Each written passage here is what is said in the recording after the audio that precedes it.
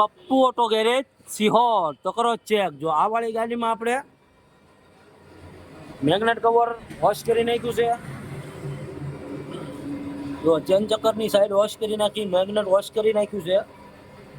આપણે આગળના વિડીયોમાં બતાવેલું છે થ્રોટલ બોડીની પોઝિશન કેટલી ખરાબ હતી. જો આપણે એને વોશ કરી નાખી છે, કમ્પ્લીટ ટકાટક બનાવી નાખી છે. સેલ્ફ પણ વોશ કરી નાખ્યો છે.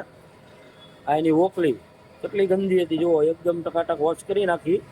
હવે આપણે આને પહેલાં ટોટલ બોડી અને સેલ્ફ કવર કરી લઈશું, એટલે કે ફિટિંગ કરી નાખશું.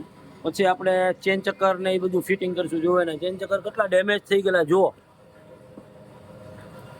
તો પહેલાં આપણે આજે મેગ્નેટનો ભાગ રહ્યો, સેલ્ફ છે, ટોટલ બોડી છે, એર ફિલ્ટર છે, આ બધું આપણે પહેલાં ફિટિંગ કરીશું.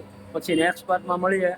આપણે કોન્સેપ્ટ ફિટ કરવાનો છે, ચેન ચક્કરની ઘણું બધું નાખવાનું છે. તો આપણે નેક્સ્ટ પાર્ટમાં કરીશું ફિટિંગ. જો અમારા નઈમભાઈ અત્યારે આ જમ્પરનું કામ કરી રહ્યા છે.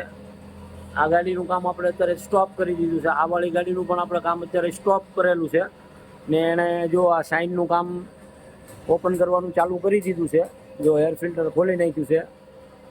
હવે એની ટોટલ બોડી ફ્યુલ પંપ ખોલીને મૂકી દીધો છે એણે. જો આ ફ્યુલ પંપ એને ખોલી નાખ્યો છે. તો ટોટલ બોડી ખોલવા જઈ રહ્યા છે. તો આપણે આ ગાડીનું પણ સાથે સાથે કામ કરીએ છીએ.